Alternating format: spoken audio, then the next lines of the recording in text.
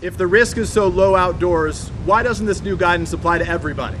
Because the science indicates that the most certain way to make sure it doesn't spread if both people have been vaccinated, the people you're with, and you're outside. And you chose to wear a mask, sir. You chose to wear a mask. You chose to wear a mask as you walked out here. What message were you sending by wearing a mask outside alone?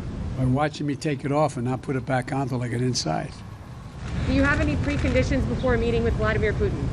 I'll discuss that all another day. But he didn't do that.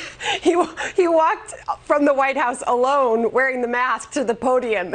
And of course, it was something we noticed right away. And now, of course, you look at your social media and it's what everyone's talking about. If you needed any proof that the media so desperately needs conflict, even when there isn't one, look no further than Joe Biden being asked why he wore a mask while walking from the White House to the lectern, even though it was to give a speech announcing revised guidance by the CDC that masks would no longer be required outdoors among vaccinated people except in crowded settings. Because why focus on issues that matter to Americans when you could try to land a gotcha question as to why Joe Biden committed the cardinal sin of wearing a mask 6 seconds longer than he absolutely needs to? I mean, honestly, is it really that bad to continue setting a good example for a few more seconds, especially given that less than a third of Americans have been fully vaccinated, and so masks are still our best defense against this virus?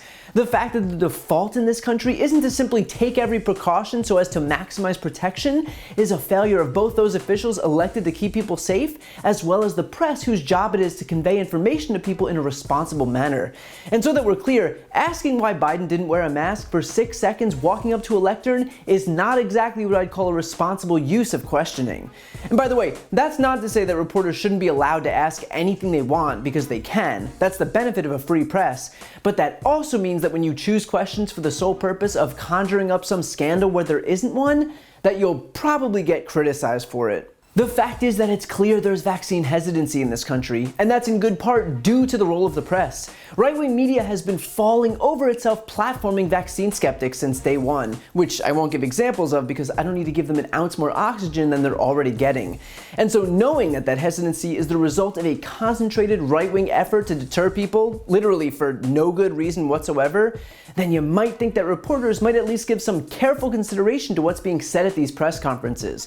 So leaning into Biden for being a bit more careful doesn't exactly hit the mark. And by the way, if your response is, oh, lighten up, that was just one question, no one's gonna focus on that, they are doing exactly that. That clip from Fox News, with their two straight news hosts no less, talking on air about Biden's supposed hypocrisy, is a testament to exactly that. That proves my point exactly, because now the story, as far as those who tune into America's most watched cable news network are concerned, is that we're getting mixed signals instead of the actual story, which is that vaccination rates are increasing, COVID cases and hospitalizations are falling, and we should continue to remain vigilant, but we're clearly moving in the right direction. When I say that words have consequences, this is what I mean. And by the way, this isn't just a right-wing media problem, although right-wing media easily bears the brunt of the responsibility here, but the entire media ecosystem in this country relies on focusing on conflict over substance. And when conflict isn't there, like for example, in a situation where the CDC is relaxing guidelines in response to positive vaccination rates, then the media will create it. Like, for example, by focusing attention on why Biden just gave an inch more deference to public health than what was absolutely required.